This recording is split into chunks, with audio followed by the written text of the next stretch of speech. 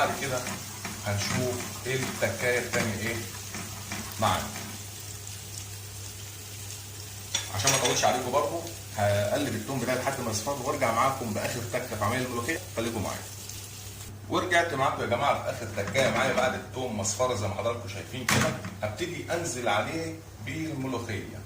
ودي التكه اللي حضراتكم بتبصوا كل مره بنعمل فيها الملوخيه، وهو ان احنا بننزل بالطشه فوق الملوخيه، وده غلط جدا والعكس المفروض صحيح، ان احنا بننزل بالملوخيه على الطشه مش الطشه على الملوخيه، لان طبعا التوم من الخضروات العطريه اللي العطر بتاعها او الريحه بتاعتها بتطلع في الحاجه اللي انا بعملها مش العكس. لو احنا حطينا الطشه من فوق يا جماعه الريحه بتاعت الثوم ما بتملاش الاكله بتاعتنا، بالعكس بتطير معايا في الهواء وكأن ملهاش اي ريحه ولا اي طعم خالص في الملوخيه.